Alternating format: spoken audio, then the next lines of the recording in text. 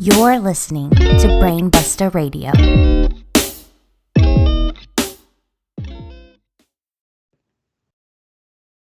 What's going on? It's CVV, Chris Van Vliet, and right now you're listening to Conrad Cushman and everything pro wrestling.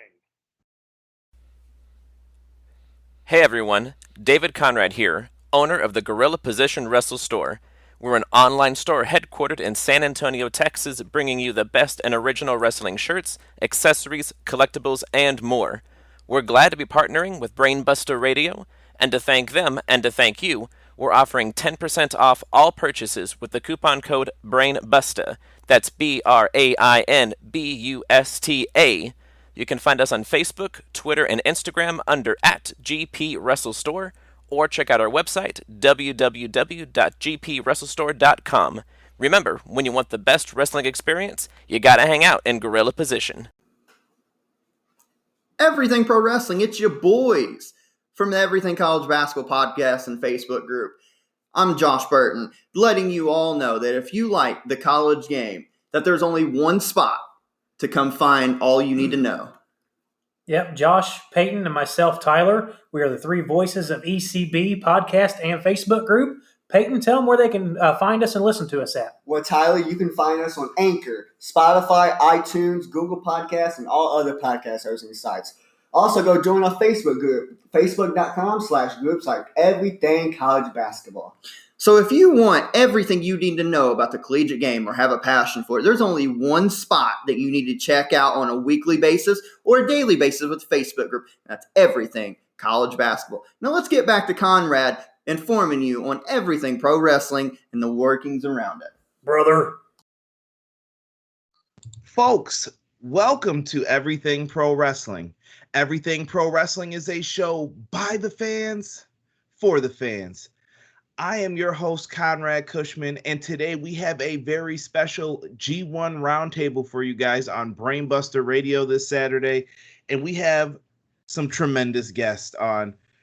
First and foremost, let me introduce to you guys from the Badlands podcast, Paul. Paul, what's going on, my good friend? I'm feeling good. It's glorious weather in the UK, so it's been a nice weekend, and it's just excited for the G1 next weekend. Absolutely. And then let's stick with the UK and let's go to Foul.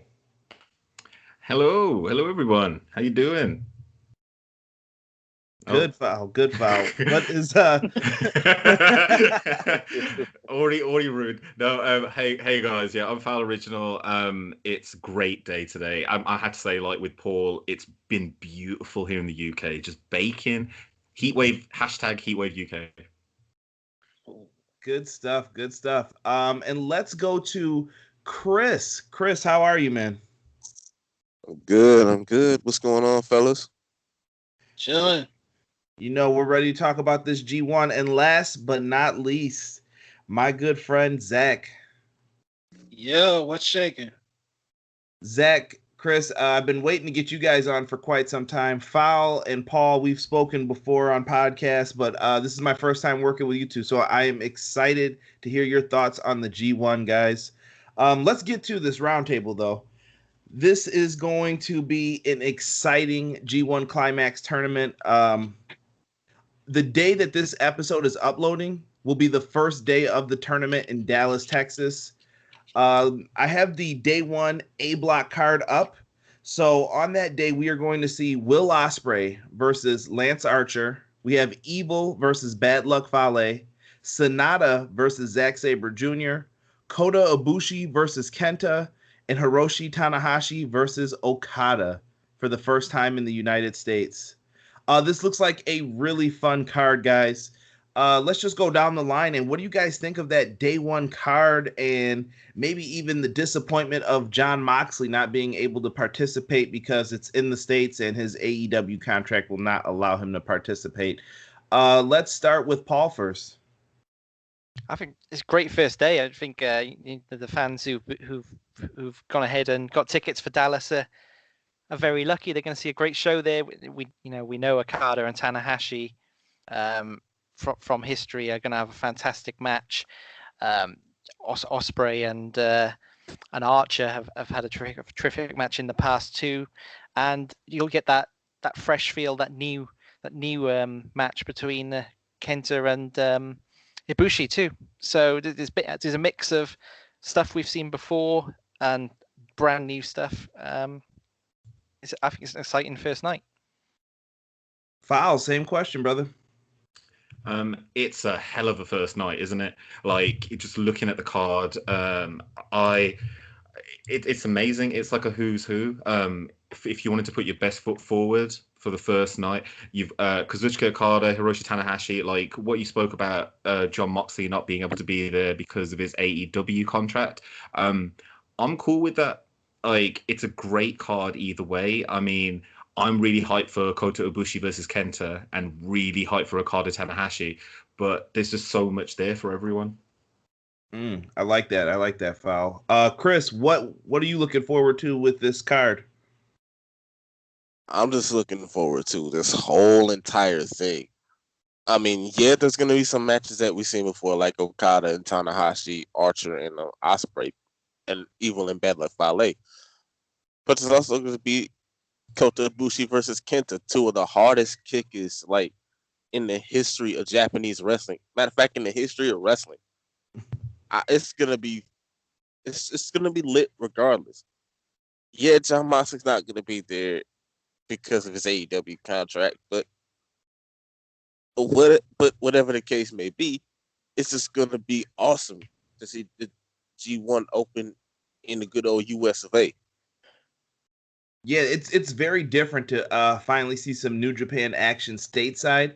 It's something that if you've been a fan of New Japan Pro Wrestling for a long time, it's something that you probably wouldn't have been able to imagine. And Zach, what are your thoughts on this day one A block card? Oh my God, it looks great.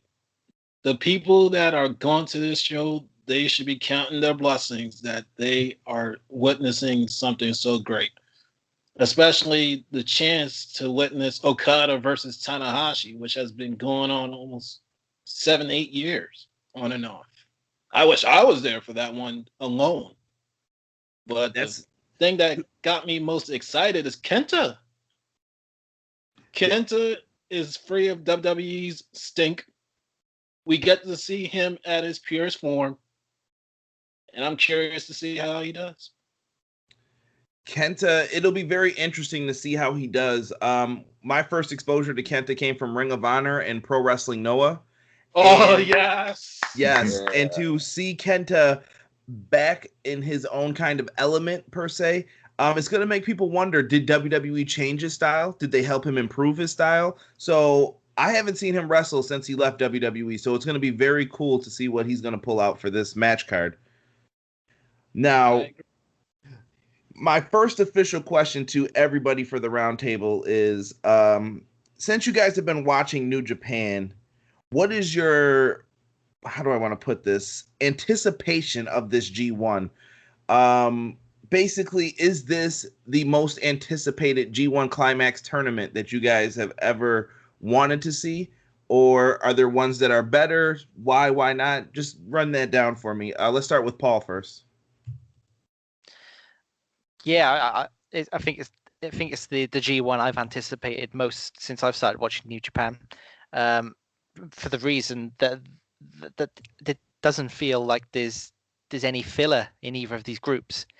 I don't want to be disrespectful and call people amazing wrestlers like Nagata and Kojima filler, but you know they were there 50 years plus, to take a majority of losses. It doesn't feel like that. And combined with that, you have got a lot of new faces in there this year. Kenta, Ospreay, Takagi, Taichi's in it.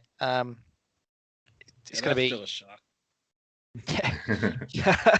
It's a really, really interesting one. It feels like a fresh tournament this year. Yeah, it definitely feels like there is nothing on the other side that's really bad. And Paul, can I ask you, when did you start really paying attention to the G1 Climax tournaments? So I was brought into New Japan by the first Omega Okada match. So I saw people raving about that. Saw the the famous 6-star review, and that's when I got on board with New Japan. So the first G1 I saw was the one that Naito won. And I got a sidebar question real quick. What's up with the hate for Taichi, man? Why do people not like this dude? Like, I love Taichi. I know everyone hates Taichi. He reminds me of Raphael from Soul Calibur, and I love him for it. He's the personification. He's like a Japanese Raphael. Yeah, I love him. Does anybody have an explanation for the hate? Hate for Taichi. I'm trying to think. Why do people hate him so much? Is it the girl? Is it the microphone, the singing?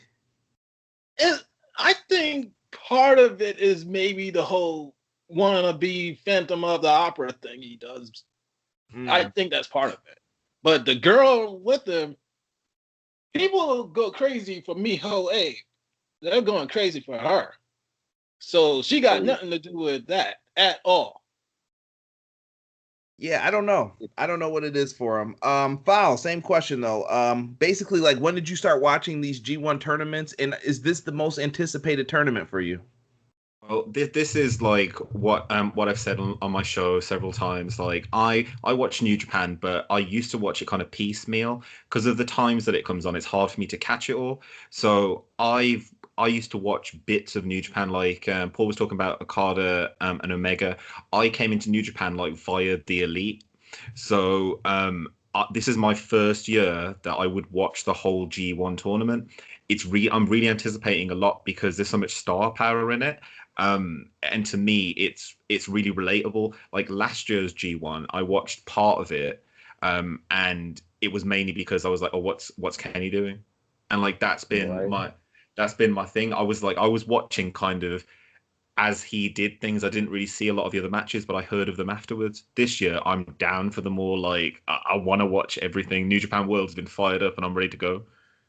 There is a lot of wrestling to watch, especially during the G1 tournaments. This is where you get some of the match of the year candidates that some people will hear at the end of the year. They're like, when did this match happen? And it's like, oh, you got to watch all these matches over the summer so people miss out on those. Good point there with that, Foul. Let's go to Chris next. Chris, same question about when did you start watching the G1 tournaments, and is this your most anticipated tournament? Me necessarily, I didn't really watch the G1 tournaments until like 2017, but I've always heard about them. Like every Wrestle Kingdom that I have watched, it's like the first time I've heard of a G1 climax was when Kenny Omega won it in 2016, and I was like, "Ooh, he's got a Money in the Bank briefcase," and then people were like, "Yep, there goes me and my WWE-ness." I was like, "Ooh, he's got a Money in the Bank briefcase and he's cashing it in at this pay-per-view?" I'm like, "Oh, okay."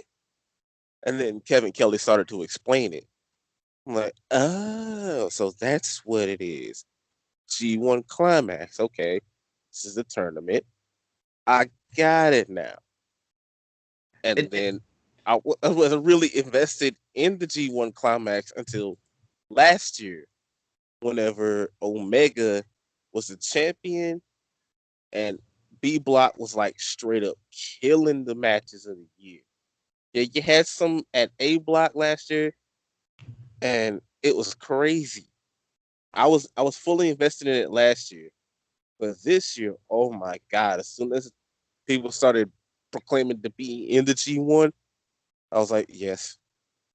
And then when the announcements came, I was like, oh my god, yes! This is the year that I'm just fully invested in. I'm locked in. I'm focused, man. I'm ready to go. Let's get this thing started, man. I hear that. Oh. I really like the fact that if most people don't know, if this is like your first time hearing anything about the G1 or anything else, and I know it would be the day of the show, but it's basically a round robin style tournament where everyone is going to end up facing off with everyone in their block, and you try to accumulate points, and those points will lead you to the winner of Block A versus the winner of Block B. They clash, and then the winner gets a title shot at Wrestle Kingdom. So just a little explanation for some of the people if they didn't understand. And Zach, we're going to come to you. When did you start watching the G1 tournament? And is this your most anticipated tournament, sir? All right. So I started watching the G1 exactly in 2014. But prior to that, I was a New Japan fan on and off, going from, I believe, the days of WCW. The very first wrestler I ever saw from New Japan was Liger himself. I know we're talking about heavyweights, but I'm just saying in general. Okay, so the match that really caught my eye in that G1 was Minoru Suzuki versus AJ Styles. I could not believe what I was watching. I knew AJ from TNA, but Suzuki, he's a whole different other animal. All right, so Tanahashi, I believe, won that one. Am I right? I believe you're correct on that. I'd have to go back and double check. I believe that was when he faced Okada for the title. But amazing. So compared to all of the ones you've seen that since 2014, is this your most anticipated? Yes, it is. It's got so much fresh talent this time around. I'm so used to the Okadas, the Tanahashis, the Nakanishis, Kojimas, and all of them. But we actually got Kenta. We have Jay White. We have also, who else is new? Shingo. So many new heads up in there. I'm just happy to see what's going on. I feel that this tournament is very stacked. And for most people that don't know, I'm kind of similar to you, Zach. I've been watching New Japan and hearing about New Japan for years, probably since I was a little kid. And I started similar to you. The first two people that I can remember in like Japanese pro wrestling ever remember honestly seeing, I would probably go, actually, I'll give you my top three. It was Great Muta because of the mist and the face paint. I was like, oh, this dude looks really cool. Jushin Liger had the coolest mask in the history. I'm going to be really sad when he retires in January. And awesome. Beautiful. Masahiro Chono was the other guy. I just remember those three talents very vividly because of the exposure from WCW, which is very cool. And they would show sometimes matches from Japan when they'd have those joint shows with Sting wrestling some of the guys, Rick Rude, everybody. And ever since then, I was always interested in New Japan. And then, you know, it's hard to see all this stuff until things like YouTube came around. And then you have people doing podcasts like all of us. And we're all sitting here and now we could talk about New Japan Pro Wrestling. We could watch it from our computers. It's just absolutely crazy to see how far wrestling has come since I was a younger fan. Yeah, I saw Buddha in WCW too, but it wasn't until the latter years. Oh, he no, won this the tag for me, title this with, was early. Imperial for just a day, I believe. What was that? The Dark Carnival, right? Oh, we're showing. Yeah. Yeah, I like that tag team, but I was talking about, I'm going back to when Barry Windham was fighting Muta, showing my age. Don't care. But guys, we're going to reverse this around now for the next time for the questions here. So the next question is, what are some of your favorite potential matchups for this? And you guys can give a couple each because this, like they've said, this roster is so freaking stacked for this G1. I think there are multiple matchups that people must want to see. Like, there's no way around it. There are so many good ones. But let's get a little personal and tell us why you think some of these are your favorite matchups. Let us start with Zach for this one. All right. So some of my most anticipated matches at the top is Kenta versus Ospreay. Technically, these two, by way of weight class, are supposed to be juniors, but they both have risen to heavyweight. And I'm thinking, yeah, this is something I really wanted to see years ago after discovering Ospreay. But now we get it in full color, whatever day it is on. From there, we have Zack Sabre Jr. versus Archer, which is Clash of Suzuki-gun. Speaking of which, I got a question for you guys. How do you feel about Murder Grandpa not being in the G1? Sacrilege. Travesty. I don't. I'm 2019. I'm I'm tough on sorry, that one. on refrain. Has not been a good year for Murder Grandpa. Poor guy. Relegated to what you call it, preschool, not preschool, pre-show on Wrestle Kingdom. Lose You there. know what? Yeah, when the other, I was watching New Japan event. It might have been Dominion. You know when he got taken backstage. Yeah, it took like 5 like young lions, but the fact that he just willingly let them take him backstage, I was like, oh, there's something wrong with him, man. Like something's going on. Yeah. I was just like, oh no, because I only discovered him like last year, and I was like, oh my god, this guy's amazing. And now I can't see him. I wanted to see him in the G1. I just wanted to see him, kill everyone and then cash his social security check, but in a cool way. When he said preschool, all I could think about were those horrifying baby pictures that were coming out probably a couple days ago. I know like Wilfred and a couple people in the community tweeted them out. Shout out to Wilfred. There were like baby pictures of him, and I was mortified of this man. Like this dude definitely beat up and bit off like preschoolers' ears. When I saw those pictures where he's a toddler, I'm like, this dude does not look like a kid. He looks like a man ready to beat people up. What's wrong with this guy? That's because he was born ready. He was born ready. Yeah. I'm sorry. Kicking out the Zach. womb. All right, I'm getting back on track. I'm sorry, I had to get that Murder Grandpa thing off my chest. Okay, next thing on my list, I would say is ZSJ versus Ospreay, which brings us from Rev Pro to Japan. I'm just in awe right now that these two are really in New Japan, bringing their rivalry into maybe the second biggest company in the world. Number one, depending on who you ask. That's A block. B block, I would say the most anticipated matches for me: Mox versus Naito, White versus Mox, Ishii versus Shingo, and let's see who else. And Mox versus Ishii. That's gonna really be a headbanger right there.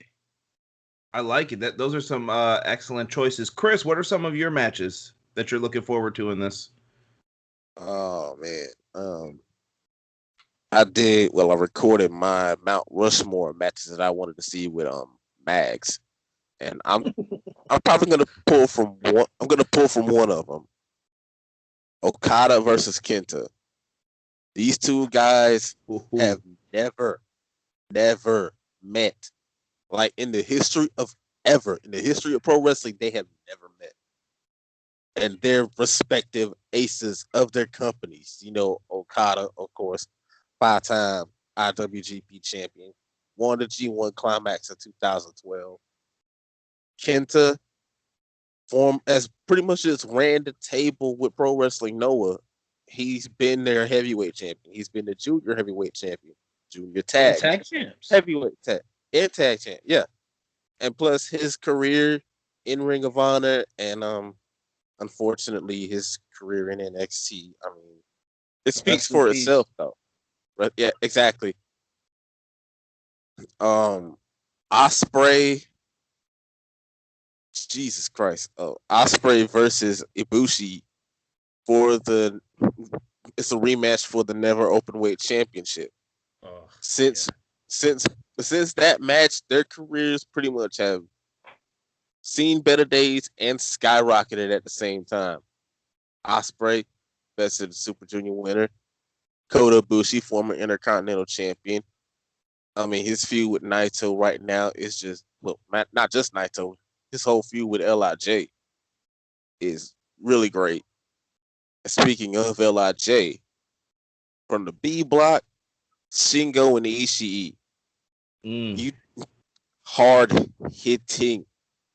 Are you talking about us? You talking about them being sore in the morning? How about us feeling the damn thing? I mean, sweat flying, spit coming out of the mouth. I won't be surprised if there's some teeth missing after this. I'm not gonna be surprised. And you thought the match between Evil and Ishii was a horse fight? Ishii versus Jeff Cobb. That's gonna be a big ass horse fight, bro. And Oh boy. you got to hit, and I got to throw in a Moxley match. Well, two. Mox versus Shingo. Jeez. Unpredictability. The amount of pain that Moxley can take and dish out, and it's the same way with Shingo. And Mox versus Juice, the rematch. I want to see that. I want to see both their character developments as well. But Juice, oh man, I want to see him just go at Mox. Just give him every bit of him that he can. Fill Mox up with all the juice that he wants until he can't take no more. Crazy. Mr. Fowl, most anticipated matches for this tournament, sir. Well, I'm gonna pull a Chris here. I'm gonna pull from something I prepared earlier on. So I've got some of those matches that he was talking about. My matches, Kota Ibushi versus Kenta from the first day. I'm really excited to see that match, just to see this being his first proper outing. Really excited for Tomohiro Ishii versus Jeff Cobb on July 13th. Stone Pitbull and that guy who needs a little bit of a rub after his ROH kind of messing about. Ibushi, Ospreay, I'm really excited for that as well. And a match that I don't think anyone's mentioned yet is Tetsuya Naito versus Jon Moxley. I'm really excited for that. It's further on in B block, way down the card. I'm really excited because at that point, both men will have gone through wars, and it's going to be that.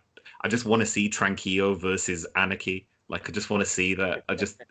I feel like it's just a clashing of styles because, how does Moxley go up against someone who literally doesn't care, and how does Naito go up against someone who doesn't care to the point where he will it's like him and Ibushi, it's that kind of relationship, and I love it. And also I'm really excited for Okada and Tanahashi, just to see that match that from the first day as well, because it has that history to it and it has that kind of old and new, and I think that I'm really excited as well actually for there's one more match that I haven't mentioned. Get my notes out. As I said before, Japanese wrestling's hard. This whole tournament thing, I've got spreadsheets and stuff. I'm really excited to see Tanahashi versus Ibushi and Goto versus Jeff Cobb as well. And I've heard it mentioned as well, of course, Juice Robinson versus Moxley, that rematch, way down in the tournament, way towards the end of it. The match will mean a lot on points, and it will mean a lot to see how Juice has progressed over the summer, if he can beat Moxley now or if he's going to get taken down again. Good stuff. I like it. Paul, some of your most anticipated matchups, my friend. Yeah, I'll start with Block A. My number one most anticipated match is definitely Kazuchika Okada versus Kota Ibushi. To my knowledge, we haven't seen it yet. We've seen it with Kota Ibushi under the mask of Tiger Mask W at the anniversary show a few years ago, and that was an absolutely quality match. So with Ibushi as Ibushi, I think that's going to be an exciting one. And also, he's beaten Naito, he's beaten Tanahashi. He just needs that win over Okada now, and you'll have the trilogy. Also from Group A, like it's been mentioned already, Zack Sabre Jr. versus Will Ospreay. Just being a Brit, that's going to be one we can watch with kind of immense pride. Kind of how well they're both doing in Japan. They both seem to be being primed for somewhere down the line to take over as leaders of their respective stables. So that'll be a good power battle. And then in Block B is I've got Jay White versus Tomohiro Ishii. Jay White versus anyone in Chaos is always entertaining. He tries to get under their skin, and him trying to get under Ishii's skin is going to be fun to watch, and the results could be messy. I've got Taichi and Naito because they've had some fun matches in the past, and I think we were talking about Taichi earlier. I think he's quite, like you say, he's quite a divisive character. But when he's fighting Naito or Ishii, they both bring the best out of him in a big way. So I'm looking forward to that. I agree with that. Yeah, and basically from Block B, Ishii versus everyone, because he is just the matches he's having at the moment. I think he's the form guy in New Japan, probably the form guy in the world. So just every night he's fighting, I'm interested. And just jumping outside of the tournament, I'm a big Shota Umino fan. So seeing Shota Umino with teaming with John Moxley on their off nights, that's going to be really entertaining. Oh my god! I like that they made those two a team. I basically echo a lot of the same matches that you guys have, but I think I have one that I didn't hear on there. So I do have Ospreay versus Zack Sabre Jr. on my list. I also have Ibushi versus Okada, Ibushi versus Kenta, Ishii versus Jeff Cobb, Juice versus Moxley, and the one matchup I don't know if anyone said it, but I want to see Evil versus Sonata. Oh yeah! I feel that Sonata is ready to break out from that team. I just think that Sonata is going to be someone who main events Wrestle Kingdom within the next couple years. Sonata is ready to take it to the next level. He is a single star in my opinion, and I think it's time. I don't know if you start setting up something with Evil. I don't know if they even really have to break up as a unit or a team, but I think it's time for Sonata to go on his own. I think Sonata's going to leave. I think once Hiromu's back, we'll see Sonata fall away from that group. Yeah. You think he forms his own crew? I could see him taking over, similar to what Paul was bringing up before too, where people like start taking over their own groups. Sonata's a star. I've said it since I've seen him in TNA. Oh, that's how I discovered him. Mm-hmm. He's good. Did you see the? I can't remember what the list is. But it's like the most popular wrestlers in Japan list that they do every year, and they have like an election. And I think Sonata was 3rd or 4th, which absolutely blew my mind. Yeah, he's on the rise.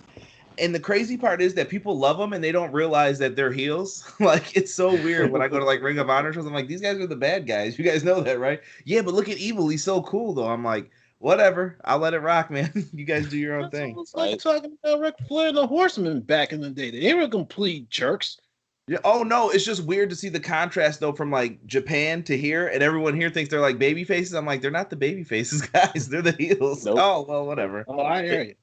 The thing is, they look so badass. They do look so badass. Like, I watch it and it's like, to me, in like my view, I'd look at them as tweeners. Like, I know that they're supposed to be like full on heels, but they feel almost like, I think maybe it's just a Western audience. It feels like a parody. But in Japan, I think it's just the culture as well, isn't it? Wrestling taken so much more seriously over there. That's a serious gimmick. Here, it's a bit like, yeah, but you look pretty funny though. Like it's cool. Like I love Sonata. I absolutely love Sonata. And every time I see Evil come out with some kind of weird kind of holographic whatever he's doing, like it looks badass every time. They're like a punk band, aren't they? They're like the Sex Pistols. Yeah. Like that's it. Like anti-establishment, but you love them for it. It's right. Like I feel like they'd be like villains in Biker Mice from Mars, but they'd be like really good guys. And like you find out that they came from a planet that'd been destroyed and they're here to help the mice. But like, oh yeah, like that's what I mean. Like misunderstood. And you know what? This is a good transition, Foul, that you brought up the cultures. Foul, you're setting me up. You're throwing me like the easy pitches. I'm gonna knock them out the park. This will lead into my next point about the clashing of cultures. I want to kind of get off of the G1 for a little bit. We will come back to it with my next two questions after this. But I want to talk about the relationship between New Japan Pro Wrestling and Ring of Honor. I know that you guys may have came in on Brainbuster TV and heard me and Wilfred talking about it because we've had private conversations about it all the time as far as Ring of Honor goes. But I want to know, what do you guys think of the New Japan Ring of Honor relationships currently? And let's just kind of elaborate and talk about it a little bit, amongst ourselves. Zach, we're going to go with you first on this one. All right, I've been a Ring of Honor fan almost practically since the beginning. I really came in 2003, and I believe their first ties together was through Liger for Weekend of Thunder. I believe that's what they called that show. Since then, it's been on and off between those two companies. They really started getting into bed together more so, I say, in the last 5 years. Since then, I've actually kept up with every single thing that's gone on. For your listeners, I actually attended G1 Supercard, and I was in awe of what happened overall. I still cannot believe that Ring of Honor did not tell New Japan what was going on with that tag team title match. The post-credit scene, meaning? The Enzo Big Cass. Thank you very much. Thank you very much. That's it. That's it. They should have let them know. No wonder the Tongans threw the Ring of Honor tag team titles against the wall. I did not fault them right there. And since then, it's been kind of getting worse. And it really sucks. Worse as far as the relationship, or Ring of Honor on its own. It's kind of been going a little bit south by way of still continuing this bully race saga, bringing in the beautiful people. And the beautiful people, they're good wrestlers, don't get me wrong. But with this current generation of what Ring of Honor has been telling, I don't think they fit the mold. They've been trying to bring in fresh faces, not these former WWE or TNA talents. Overall, I can still see these companies working together. However, Ring of Honor, it really needs to start picking up the slack. I agree with you and Wolf, because I was there when you guys were doing Twitch TV's first test. Still in awe of them. I feel like I guess I'll jump in here and speak to it a little bit. I feel like Ring of Honor has lost their identity as far as what they have become. And maybe it's from the slow erosion of they put on all these great matches all the time, balls to the wall, and then Cornette came in. Cornette said, hey, slow that down, save that for the main events, let the big matches do it. You don't have to work that hard all the time too. Then they kind of started trying to go back to their roots, but they don't know what they want to be. And Delirious has been the booker for quite some time now. I think since the HD Net days. And now they're starting to bring in talents like the Allure or the Beautiful People, whatever you want to call them. And it doesn't feel Ring of Honor-esque. And their women's division is suffering from lack of star power and lack of people just being in it that they can constantly use. And it's just very tough. I'm going to kick it to Chris next about this New Japan Ring of Honor relationship. What do you think of it currently?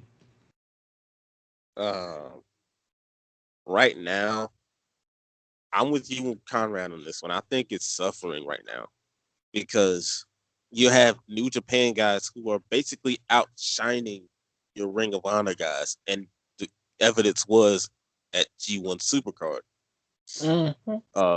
Kota Ibushi versus Naito for the IWGP Intercontinental Championship, and they got the most heat. They got the most pops out of that night, and along with the IWGP Heavyweight Championship, your Ring of Honor World Championship, your Tag Team Championships, they ended up suffering, and of course the match for the IWGP.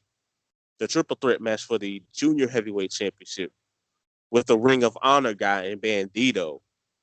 I think Bandito is one of your saving graces of Ring of Honor. Bandito he's an all around freaking star. And if he went over to New Japan, he would thrive in the junior division. But it's like Zach said, their tag team division, they didn't know about the whole Enzo and Cass BS. They didn't know about that.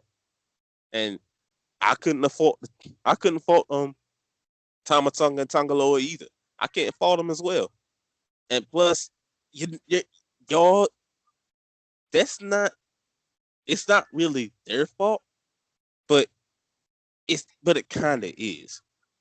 You go back to the well one too many times, and people are just gonna be like, "Nah, bro, we good. We good. We don't need to see that again." It's tough, man, for them. I felt like on that G1 Supercard show, Ring of Honor was outshined.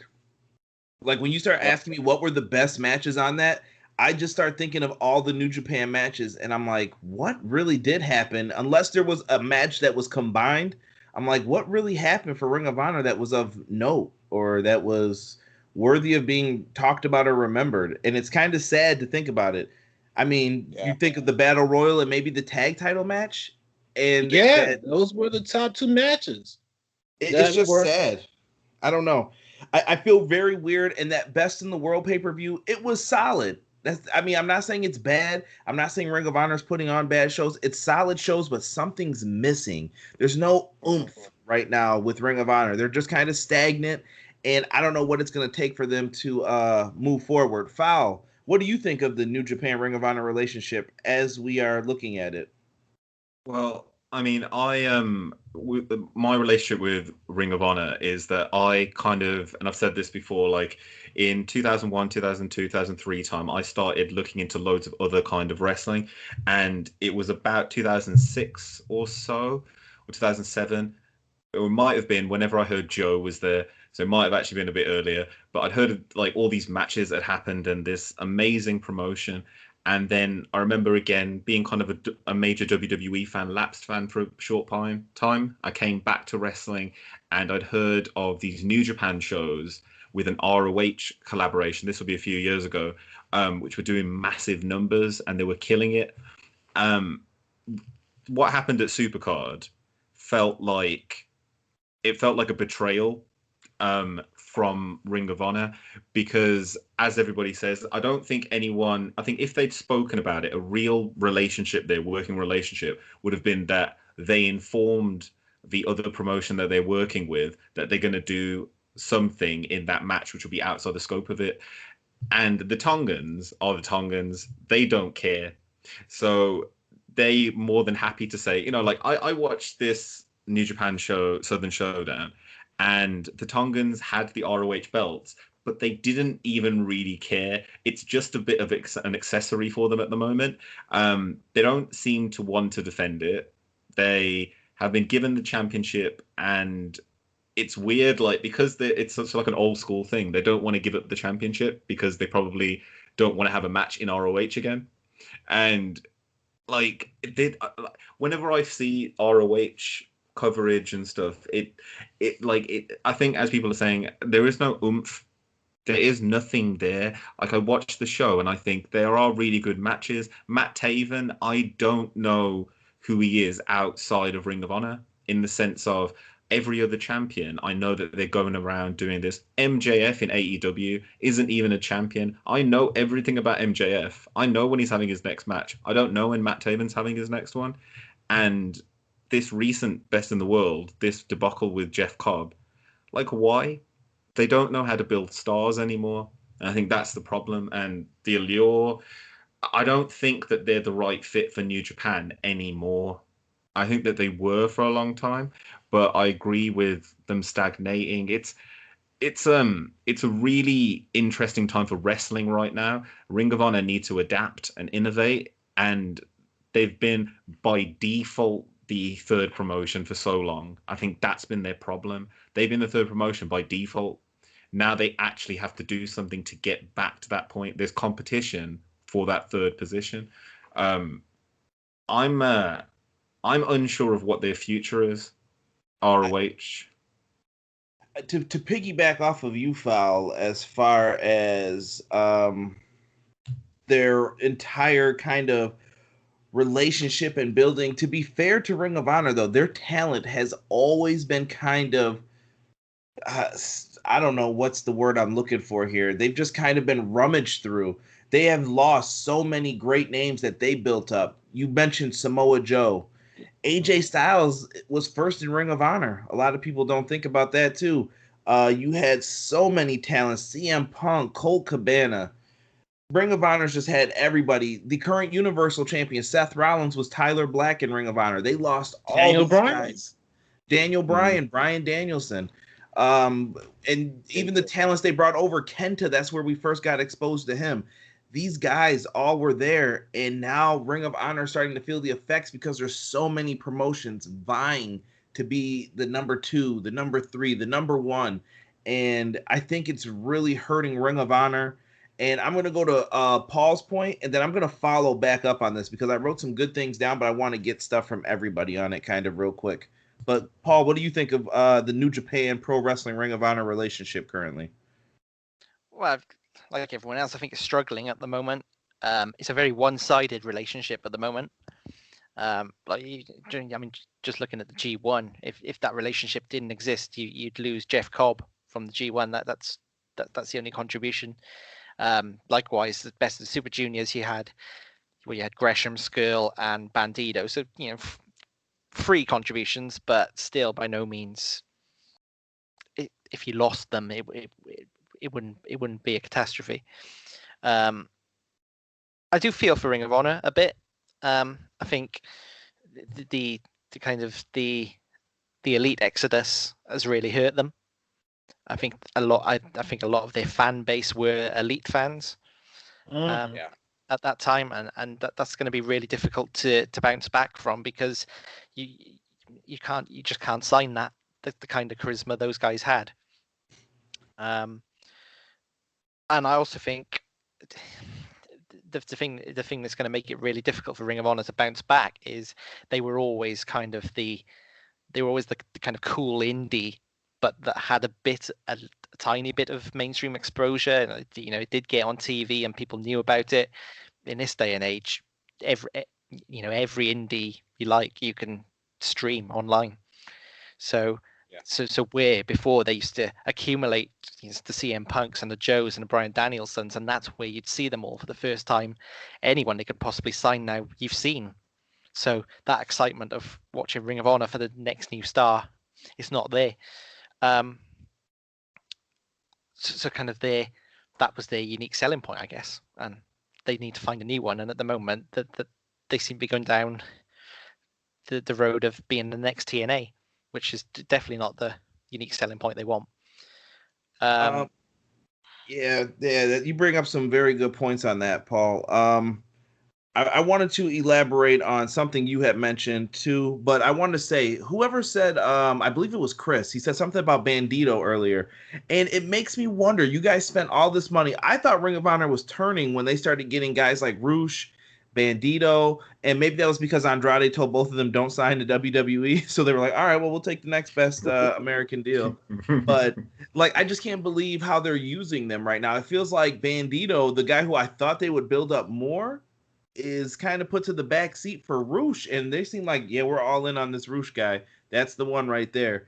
And I often wonder, I brought up Delirious earlier, and most people probably haven't heard this unless you're really looking on the interwebs and the dirt sheets, but people are saying that Bully Ray is getting more power, and maybe Bully Ray taking over some stuff would be better for Ring of Honor. I'm just putting those out there as options, but I wanted to go back to what Paul said about the elite and everything hurting them. I just kind of want to go through and you guys just give a real quick, 1 or 2 line answer about it. How badly did the elite hurt them? Let's start with Zach and then just go down the line. Okay, the elite leaving Ring of Honor, how did it hurt them? I mean, they left New Japan too. I mean, it's crazy what they ended up doing. Sorry. I hear you. Okay, as far as the elite leaving both companies, as much as I'm not an elite fan for my own reasons, I could see their talent. And they were mega reasons that places like New York, Chicago, Florida, wherever Ring of Honor was, and New Japan to some degree or another, sold out.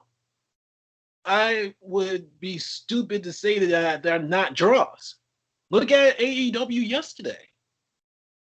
It sold out not even half an hour. It sold out like half that time because those guys are draws. For better or for worse, they are draws. And Zach, to follow up on your point, name another independent wrestler that was selling T-shirts in the States at, I don't know if you guys have Hot Topics over there in the UK, Fowl and Paul, but Hot Topic here is like a store you would find in the mall, and they just sell T-shirts and kind of, like gimmicky things in there, like, horror stuff, if you're a fan of Child's Play or things like that. And you go in there and you see the Elite shirts, and these things are selling like hotcakes. Like, you can't even find them. Sometimes the sections are empty. And it's like, well, these guys are just independent wrestlers, and it wasn't like that before. So that's how you know that they're over. But go ahead, Zach, if you were still going. Yeah, that was another point I was going to make. I can't remember anybody that actually has pro wrestling T-shirts that are in places like Hot Topic or Spencer's. And I've been going to those stores on and off since I was a teenager. And it's outside of the WWE scope. That's what makes it interesting for as far as how that goes. Chris, what do you think of the whole Elite relationship? I was Zach on this one. There were draws. They were draws. They were one of the main, I hate to say it, but they were one of the main reasons that Ring of Honor kept its relevancy, and New Japan, how they fit in that mold of the tag teams. And New Japan, when they left, I thought New Japan was going to take like a big hit, but well, it kind of did, but I think New Japan is fine. New Japan is fine, but Ring of Honor, though, yeah, you still have a lot to be desired, even when they were still there. You had basically everything. Everything that they had was in Ring of Honor, and whenever they left, it was just you just left a big hole. A big gaping hole in your divisions, in your tag team division, your singles competition, what have you. Chris, real quick, I'm going to ask you this follow-up question. Ring of Honor, are they in trouble? Just yes or no? Yeah, they are. Okay. They are. Foul. Same thing here. I wanted to ask you about the Elite. Do you think it really hurt Ring of Honor and New Japan that badly? I mean, everyone made good points about them bouncing. I'm pretty sure you're going to be in agreement with that, right, Foul? Yeah, the one thing I was going to say was with the whole Elite thing, and as you said about keeping them relevant, relevancy was there because the Elite were there. And I can remember specifically, I was watching Being the Elite, and I loved it, and I was watching along from very, very early on. And I remember this thing that they said, we can't get New Japan footage, but we can always get ROH footage. So anytime something happened on Being the Elite, it would have normally have happened at an ROH show. I wouldn't have seen the show until I was like, you know what, I might go and pick that up on video on demand because something happened at the end. There was a new member of the Bullet Club.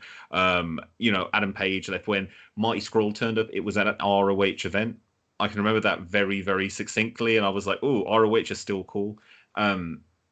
New Japan, though, have its own cool factor, I think, so it didn't hurt them as much.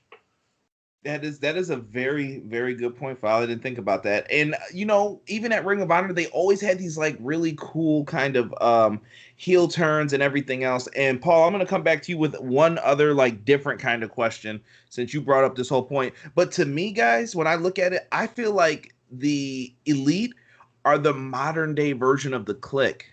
Hear me out for a second.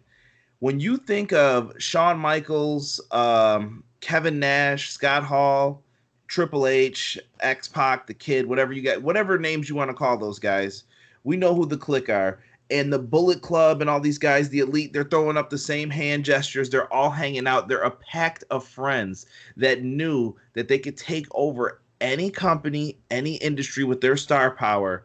And if they're friends, they're their own little union. And these guys took a gamble on themselves. They said, well, we could make a lot of money for New Japan, Ring of Honor, keep doing our same thing. We could go to WWE. And these guys decided, let's take an even bigger gamble because we could make double that if we start our own company and book ourselves and pay ourselves. And I just think it's very unique, the position they were in. And I don't fault them for not staying on either company and taking the chance on themselves. I just wanted to put that out there for that. And Paul, my question for you is a little bit different. What do you think of the NWA Ring of Honor relationship? Is this going to hurt their relationship with New Japan? I don't see why. I don't see why it would. I think it's just another string to our ROH's bow.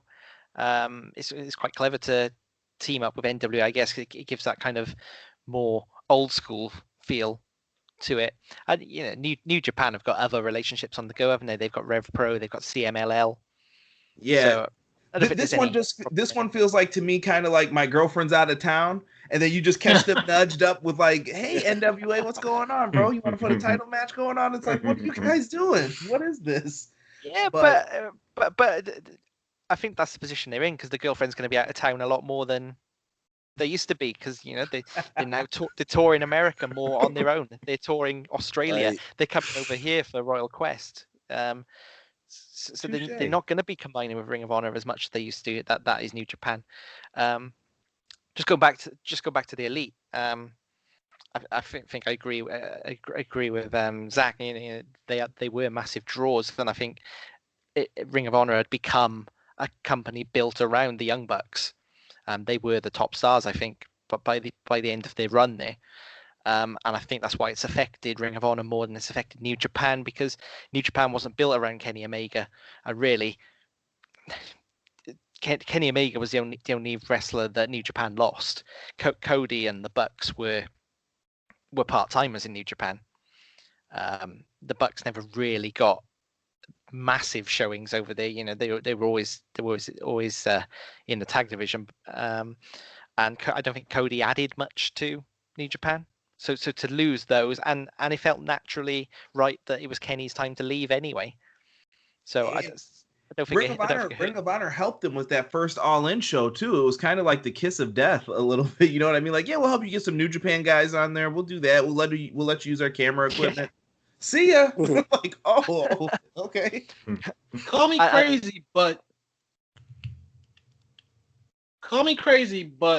I believe if Ring of Honor wasn't in bed with not Madison Square Garden, New Japan, we would have not got G1 Supercard.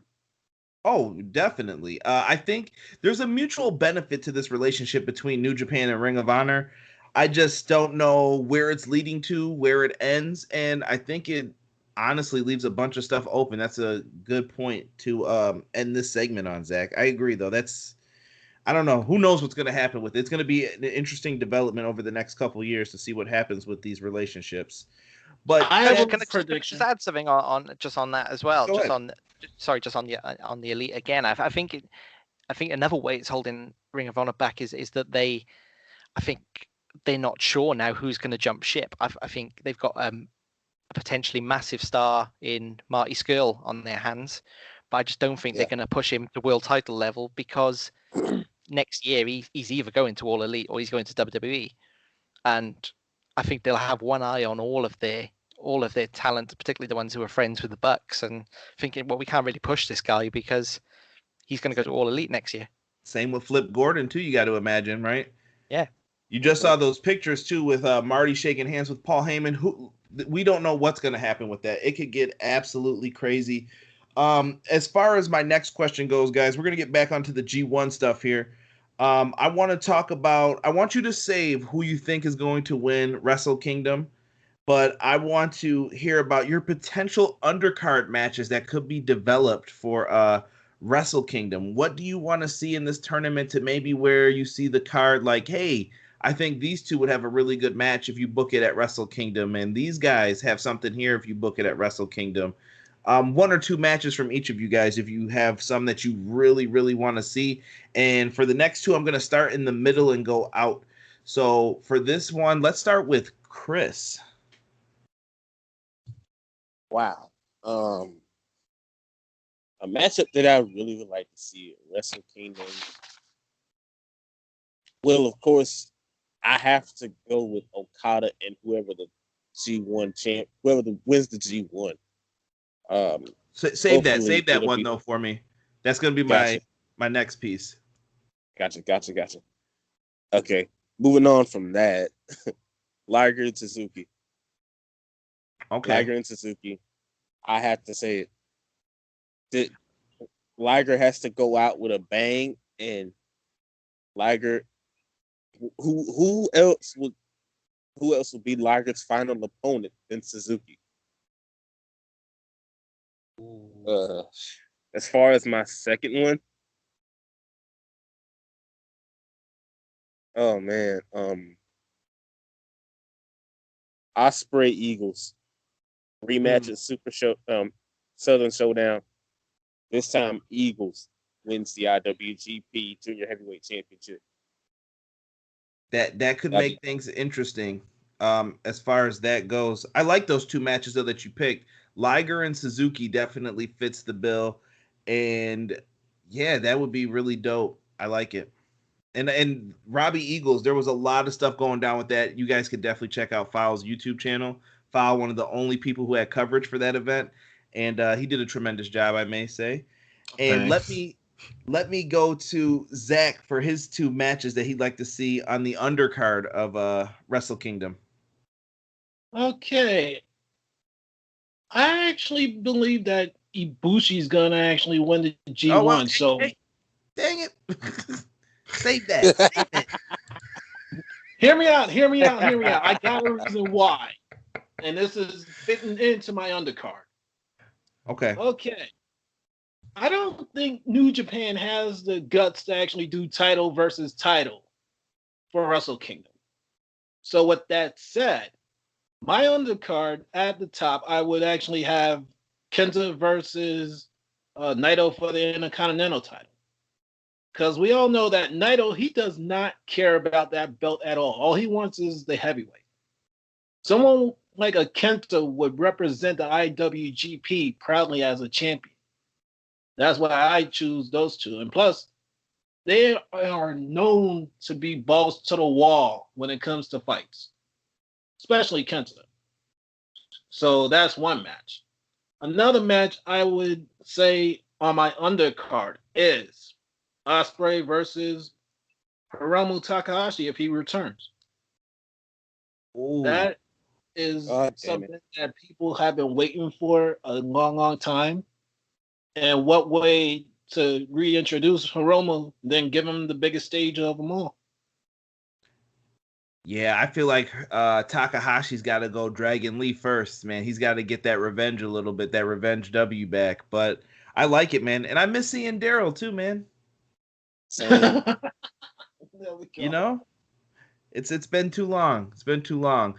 Mr. Fowl, let's start with you here. Oh, he's still muted. You know what? We're gonna go to Paul. Whoops, sorry, I'm here. Sorry, I forgot that I was muted. I was being professional. Normally I'm just sitting here, just tapping away, making noises. Anyway, yeah. So my matches, undercard matches, I like to see, would be I'm kind of interested to see where Will Ospreay goes. And continues to go. I want to build him up to. He spoke about taking the IWGP Junior Heavyweight Championship, putting it on his back, and making it a main event at Wrestle Kingdom, and that's what I want to see. I'd like to see him face off against Robbie Eagles. I know it's already been said, but that's one of my major ones. I'd also like to see Ibushi moving forwards. I mean, I know a lot of people are probably going to say similar stuff, but what I'd like to especially see is Moxley involved. I know that he'll be in AEW at the time, but I'd like to see him go for the IWGP Heavyweight Championship. I know that that's further up, but maybe he could go for the Intercontinental or something. I'd just like to see him on that card. I feel like it's a bucket list for him. And Foul, you know what? We don't know what's going to happen in between their television deals. Maybe they'll say, hey, let's do a little quick talent trade real quick. We don't know what could happen with that. Exactly. I like it, though. Good point. And a year from now, how do we know, once TV actually starts, how do we know that, there's speak of the secret relationship that potentially New Japan and AEW might have under the covers? Maybe this is going to be legit. And maybe at Wrestle Kingdom, you got Moxley and you've got Kenny. I like it. That would be great too to have Kenny. I think if Kenny came back, he would get a tremendous ovation by the people just because they'd be happy to see him. Paul. Oh, this is really difficult. You come to me third, and I'm still struggling. The reason I'm struggling is because obviously there's going to be 2 Wrestle Kingdom main events, isn't there, this year? Because but it's 2 2-night days. show. 2 days. It makes it really difficult to try and work out who's gonna main event both shows, because they both need to be massive matches, and then what would be on the undercard underneath that. So you'd have to assume the world title will be one night, Intercontinental title will be the next night. So that takes 4 guys out. Maybe it's probably too early, but maybe we mentioned it earlier. Naito versus Sanada. Ooh, I like that. That I felt it happen in the room right there. That was everybody. I enjoyed that. Ooh. Yeah. Okay, I like that matchup too. Do you have a second one in mind besides that? I'll be honest, no. I'm struggling. You know what? You got enough oohs that I can give you the pass on giving me a second one. Yeah, I thought so. Thank you. I owed you for my appearance on the Badlands podcast. So yeah, you need to have my back for once. Yeah, no heat for that. Shout out to Mags too, wherever he is listening. Let's get to the main event. We all know Zach's pick, but we're gonna have to make Zach wait. Now we're gonna start with Foul on this one. Foul, how do you see Wrestle Kingdom 14's main event? Set it up for me. What's the big match? Okay, so my big match is I want to see Kota Ibushi in the main event. I want him to, this is where I would see this going. I'm really in a massive belief that Kota Ibushi will win this year's G1 Climax. I think that was potentially one of the parts of the contract that he just signed. And as a show of good faith, he gets a chance to get it. He cashes in that championship opportunity against Okada. Okada still holds that championship. They're having a match in the G1. In the G1 tournament, I would have Ibushi lose to Okada, so that further on, this match would be the first. Is it going to happen? Is it going to? We don't know. And that would be your main event. It would be for all the marbles, and it would be Ibushi kind of, what will he do? The whole run up, he's going to do some stupid things to his neck because that's just Kota Ibushi, but it's going to be sold. And that night, he's going to be he's been doing this weird gimmick constantly where he's it's really interesting, but it's like a kayfabe CTE. It's he kind of just looks into space, and it looks like that's where it's going to happen. And I think he's going to surprise everyone, and he's going to walk out that champion. And then at that point, I don't care what's happening, they're going to let Kenny come out there and celebrate with his goddamn friend. And that is how I see the main event of Wrestle Kingdom end. I see it this massive magical moment where those two companies come together in the form of Kota Ibushi and Kenny Omega. The Golden Lovers bring the Golden Companies together, and their logos are gold. Dude, Foul. they're the bridges. They're the Golden Arches. Oh, Foul! I like it. You set that up nicely. And you know what? To your point, I call the Kota Ibushi look. I always call it the Sami Zayn look. They look like they are knocked wonkers, and there's nothing for them to do. But to the point with Kota Ibushi, I think he will get his revenge on Will Ospreay for that nasty elbow strike that Ospreay's been using to take people out. I think that when they match up eventually, I think we're going to see a big redemption storyline for this. And when I watched Ibushi defend the Intercontinental title against Naito in their match at Dominion, when they fought against each other, I said whoever loses this match is winning the G1. That was in my mind watching it the whole time. Yeah, absolutely amazing. Let us go to Paul. I gave him enough time. I know that he's got a good pick for me here. Paul? I've been set on my pick for a long time. I think Jay White's winning. I think I've got him beating Ibushi in the final. You just made one switch bait very happy, Paul. Yes, she is. She would love that. I think they've thrown a lot of weight behind Jay White. He's the top heel there now. I don't remember. I don't know when was the last time a heel won the G1. And White versus Okada is a great match. New Japan love their match trilogies. They've done 2. They main evented Madison Square Garden. The next logical step is for them to main event Wrestle Kingdom together. I think it would be a really good match because I was at Wrestle Kingdom last year, and kind of the energy in that room that dome when during that match with 100% of the crowd behind Okada and 100% literally hating Jay White, and how the atmosphere just sucked out when Jay White actually won it. I think they create magic together. And like I said, the next logical step is that Wrestle Kingdom main event. That is different. Now, who wins for you?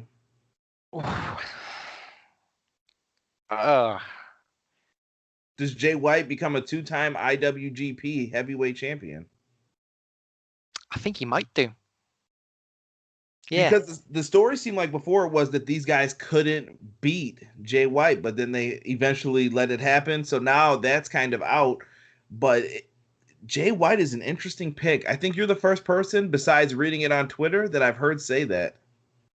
And I think Switchbabe was the one who I read that wrote that as well. So no disrespect to her, but element of bias. Okay, that's an interesting pick, Paul. I like it. Let's go to Chris next. I think Foul took mine. I think me, you, Foul, and Zach are all in agreement with Coda. We're all in agreement. Ibushi. It's Ibushi's time. Here's my thing. It should have happened last year. Ibushi should have won last year to make the whole Golden Lover story come full circle and pretty much just end at Wrestle Kingdom 13. That's my thing. But it's Ibushi's time now. He got a new contract, won the Intercontinental Championship. I mean, what else needs to happen? He needs to win the G1 and main event of Wrestle Kingdom. I think, I keep saying it, it's his time. I feel like Foul wrote the perfect story. Do you see something with Omega then? Like, is that, I know that sounds like Fantasyland, like that would be the perfect way to write it, but do you see that happening? Kenny Omega comes out, an olive branch may be extended to AEW? I don't mind it. I would love to see it. I don't mind that at all. Okay, good points. Let's kick it to Zach. Zach, I know you're about to bring me some fire now with your Kota Ibushi theory. What do you got for me on this? I'm gonna piggyback off of Foul. I agree. I could possibly see that we actually get the reunion of the Golden Lovers, but however, instead of Omega just keeping his arms all over Ibushi, I can see Omega literally kicking him right in the groin, giving him the Angel's wings, and picking up the belt, cutting a promo in Japanese saying, "I want my belt back." I can literally see that happening. And then we actually get a series of matches with rosters of New Japan and AEW, building up to possibly the next big event, where I'm hoping and I'm praying that they come out to New York for. I can literally see them starting to really come around. Good business says that these two companies need to start coming together. I think I would like to write with you guys, because when you just said that gave me an idea too. What if they did have a war between AEW and New Japan where the talents go back and forth and they do work out some kind of deal to where they do say it's all out warfare, we're trying to take each other's belts and everything else is happening? That would be some tremendous stuff. I mean, New Japan New Japan is built upon, gang warfare and teams and specific groups. I mean, I could see that working really well because right now you could just have the AEW group, like akin to Chaos or akin to LIJ, and they just pop in and out. Like that would be awesome. And they could keep the name The Elite. It works. Yeah, AEW G1 Supercard from Madison Square Garden. Ugh, Oh my AEW God, New I Japan would Pro cry. Wrestling present. I would so pick up tickets just like that. ROH If would we be actually got a AEW New Japan G1 Supercard of their own. that ROH would be doing Oh. a show in the Cracker Barrel across the street, but it would be, that's their contribution from AEW. That would be awesome. You guys brought the fire on that last question. I'm not gonna lie. It had my brain turning and wondering. There's a lot of options that they have here with what they can do, and I appreciate you guys coming on to do this roundtable with me. And this seems like a good point to end it. We probably got everybody starting. Their brains are wondering about an AEW Supercard with New Japan. So we'll leave them wondering that. If you guys have any thoughts, you guys can reach out to me on Twitter at EPW Show. Also, make sure you guys follow at Brainbuster Radio to catch all the latest episodes that we have going up. And I want to thank my fabulous guests. These guys are some of the best in the wrestling community on Twitter. Rain Counter, aka Paul, I've done his show on Badlands. Foul, I've appeared on his show. Foul has appeared on my podcast several times. I appreciate him. Chris, this was our first time working together, and same with you, Zach. And I thought it was tremendous. And I want to go through and let all of you guys plug your channels, plug your Twitter, whatever you guys do, and make it known. Let's start with Mr. Paul first. Thanks for having me on, Conrad. I've really enjoyed this chat, and I'm buzzing for the G1 now. Oh, well, I was anyway, but even more so. Yeah, you can find me, as you've already said, on the Badlands podcast with my good friend Mags, where every week we do a Mount Rushmore of a particular theme. So for instance, it could be Mount Rushmore of British wrestlers, for instance. And we have a guest on every week. Like you've been on it. I think we've had everyone from tonight on the show at one point. So yeah, you can find us at Badlands Pod, which is on Brainbuster Radio. I also podcast with Five Nerds Go, which you can find at Five Nerds Go. Thank you so much for that, Paul. Mr. Foul. Hello. Foul. Tell the people where they can find you. Well. You can find Foul Original everywhere because that's all I do. But more than likely, you can find me on @Foul_Original on Twitter. I do a live show every Wednesday and Sunday at 8 p.m. UK time. That's currently BST, the Weekly Wrestling Recap, where we talk about loads of different things that are happening in the world, go into like op-ed pieces and editorials. We also have an open chat room for you to come in and get involved. I also do live streams for all the major events. That's New Japan, some ROH I will start, and a few Impact shows. And thanks to Fight.tv, we've got a lot of giveaways going on. And my YouTube is youtube.com/FoulOriginalWrestling. And you can also find out Remote Wrestling, which is at Remote Wrestling on Twitter, where we delve into what else wrestles with your remote. And we look at wrestling things that aren't wrestling things. I recently had an interview with WrestleMania. We've got some more stuff coming up. But thanks a lot, Conrad, dude. This is awesome. You always bring together a really good roundtable. Thanks for having me on. You're like the king of my roundtables, Foul. So thank you for joining me. And to my two latest that I really enjoyed talking to, Chris, tell the people where they can find you, what you do. You can find me on Twitter at Black_Baymax8. And if you see that name, or if that name sounds familiar, I am the guy behind the edits of mostly every wrestler that's ever been in existence. I do all the edits and things, brethren. Yeah. And officially, kind of quote unquote officially, the US based designer for GYWTSB. And if I have a chance to plug them on your show, follow everybody at DYWTSB. Yeah, just follow everybody at DYWTSB. Do it now. Hey, I appreciate that, man. I want to hit you up for some designs for me personally, man. Absolutely. We'll have to talk business one day in the Twitter DMs for that. But his designs are remarkable. Go to his Twitter page and check them out. Absolutely phenomenal. He's done designs for the Queen of NE, and I just think his work's fantastic. So if you guys are looking for designs, talk to Chris. And last but not least, my man, Zachary. We finally got Zach on. It's been a long time coming. He always talks to me on Twitter, so it felt really good to have you on the show today, brother. All right. Thank you very much, Conrad, for having me on your show. Well, anybody that likes anything that I have said, you can find me at ZACSHI130 on Facebook, Twitter, and Instagram. And I actually have a little show called the Black Lions Airspace now, where I talk not just pro wrestling, I talk comics, TV, and general life.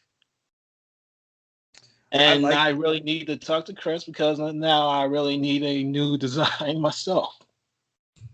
Hit me up, bro. Hit me up. See, I'm already... Thank you very much, Conrad, again for having me. Hopefully, I could come back one day. Oh, absolutely. You guys are all more than welcome to come back on if you guys ever want to chat some pro wrestling with me. This has been Everything Pro Wrestling. Make sure you guys subscribe to the podcast. And don't forget, tomorrow you guys can join and listen to Wrestle Thoughts. So make sure you guys subscribe to the podcast. We have talked your ear off for almost an hour and 20 minutes. And we are out. Peace, guys. Thank you, everyone, for joining. Tranquilo. Yep.